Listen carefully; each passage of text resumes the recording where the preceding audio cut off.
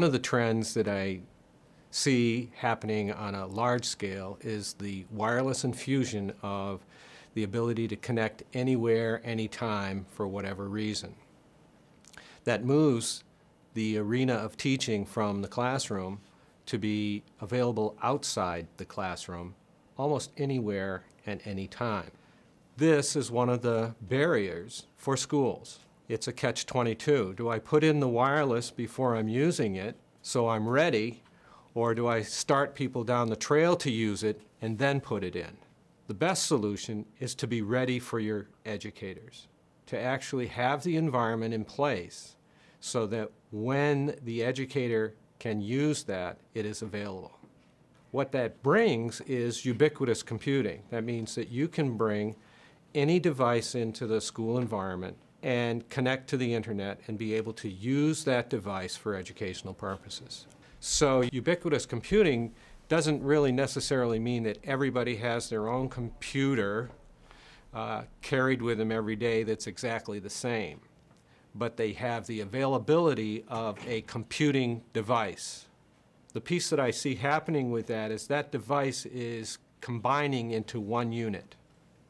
Take a look at the iPhones, the iPads, where you can use a telephone, you can use the internet, you can be able to take video, you can edit with it. It becomes a universal device in one location, and it's available anywhere, anytime. This is very different than when they used to have to call each other up on the phone, schedule times to get together, and not be able to do the work that they wanted to do until they could do that. So they can interact with each other at any time. They can think about what the other students are saying. Also for the teacher, she has immediate access to how the kids are thinking. She can prompt their thinking at any time by making comments into the wiki. So it's almost real time, much of the time. And it's an opportunity for everyone in the class to measure in. Everyone becomes more involved and more connected with both the content and with each other. They're constantly creating, we had a snow day one day, and I had a student email me a PowerPoint that she made all about herself, about her home and her family. And that was after we had learned about using PowerPoint in our classroom the day before. That's great. So students definitely take on and find presentation tools and tools that they like better than others, and that's the whole point.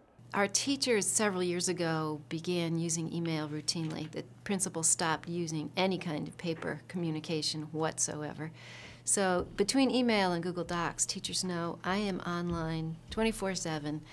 Really, I don't sleep much, and they can expect a response within a day for any questions that they have. What matters is the almost instant access to teachers.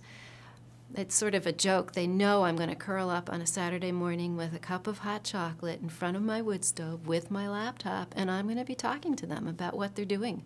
So before we come back to school on Monday, we're all on the same page. We're finding resources for each other. They're making suggestions for me about tools that I might not have ever seen before. So do a description of a classroom project. Yes. Yes. I think that's really going to be project-based. tricky with digital citizenship.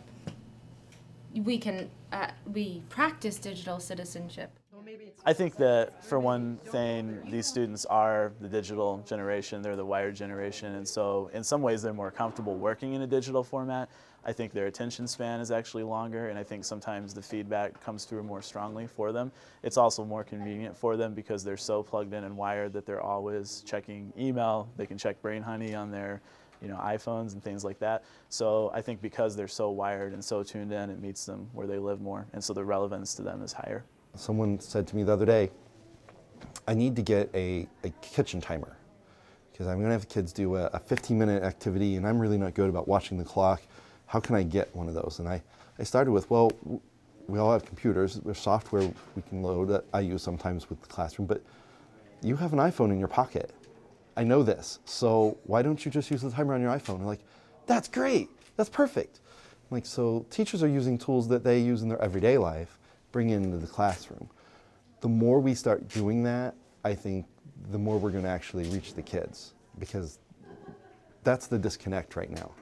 They're using all of these things outside of class, and then in class, they aren't. And ultimately, we're going to be able to harness those powers for good and take education to the next level and get to focus more on the critical thinking skills that we know we all need to be focusing on and that we're doing, but we could be doing more of it and doing it better.